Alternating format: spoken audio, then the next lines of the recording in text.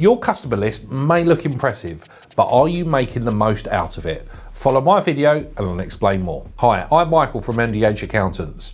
If you like this video, click subscribe to be notified of all of our business tips and business growth advice. What if I told you a big client list may not be the answer to a stable and profitable business? Follow my video and I'll explain more. There's a bit of a misconception that sometimes more clients equals more stability. But what if those clients are just buying your basic unprofitable service? The one that you sort of get people in on entry, the one that turns over, the one that costs you a lot of time, maybe costs you a lot of resource, but ultimately does not make you the most amount of money.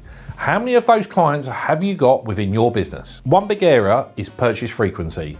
Now, ultimately, regardless of your industry, how do you get your customers to buy more frequently from you? So the classic example could be a hairdresser, where a hairdresser cuts someone's hair, they walk out looking amazing, they go, shall I book you for 8 weeks time or 6 weeks time or 4 weeks time? You would look even better. So what strategies and how often do your customers buy from you? Because it's a really important metric. Now, within your customer base, have you got any way to actually define who makes a really exciting customer or who's okay? Now, okay customers can help you. What you don't want is really bad customers that absolutely drain the living finances out of you and your soul. What you would like is acceptable customers all the way to perfect. And if you could line up basically a whole list of amazing looking customers, that's even better. So within your client base that you've got that may be purchasing at various different occasions, do you know what is exactly defined on what makes an amazing client to acceptable? Because what you want to be looking for is then more acceptable clients and above, or turning your acceptable clients into your ideal clients to make them more profitable, more exciting, and make your business absolutely thrive. So within your business, have you clearly defined what your ideal customers are and acceptable? And how are you looking to progress your current client list to make them even more exciting? One thing we never like to talk about is what happens if you lose a client. What impact will that have on your business? And how will your business continue? Now, if you've got one big, massive client and you lose it, that could damage your whole business where you would need to do some really big surgery. But what you've also got is what impact does it have on your client list once you understand all this on if you lose clients and how you would then replace them with new ones or not lose them in the first place. So how well do you analyse your client list and how much do you know what happens on when you lose a client? Spending habits, the way that you invoice, 2 drivers. The first driver is how many transactions do you have throughout the year? And the second driver for income is how much do they spend? So the 2 key metrics that you need to know on a monthly, quarterly, annual basis is what's your average spend per customer and how often do they buy? Because it will be them 2 together that will determine how much income goes up and how much income goes down.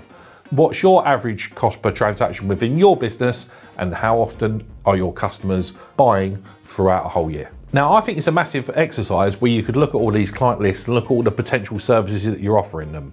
And then what you want to look at is every customer buying every service from you that's relevant for them. Now, I'm not telling them to sell them a load of rubbish or even sell them things that they don't need.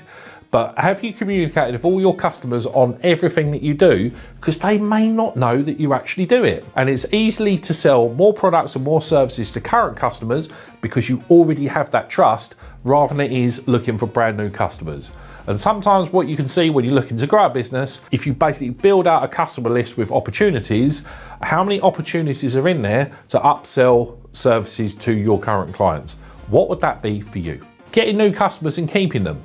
Now, while it's all good to sell more current services to current customers as well, a way to really grow on turbo is to basically get new customers. So how many of them new customers are you attracting that are ideal, that are sexy, that are really good, and how many of them are just acceptable?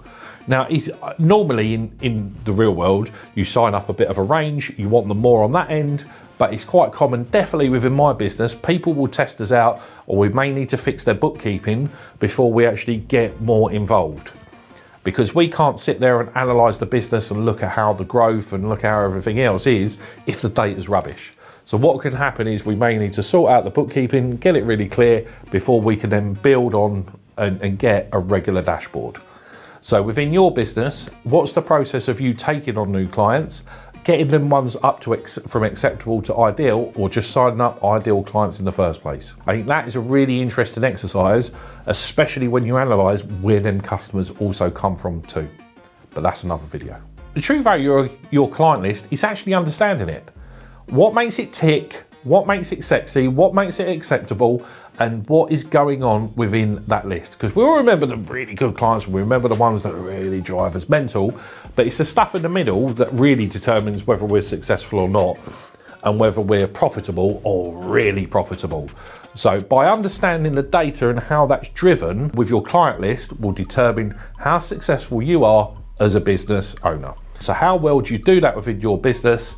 And if you don't, how could you make it better in the future? I hope this video's helped, but if you spurred any questions, you need a little bit of support, my Calendly link will be below. This will allow you to book a 30-minute Zoom call in with me. I'll just take on board any questions that you have, get to understand your business. I promise there'll be no pushy sales pitch. If you're struggling to understand your numbers as well, get one of our 2-page business reports. What we'll do is we'll plug into your Xero or your QuickBooks, we'll analyse and define what all of your numbers are on whatever month, quarter and annual basis, show you what's driving your business, come with some key balance sheet ratios as well that are driving cash, that may give you a 1-page snapshot of your business that you may not have in your hands currently.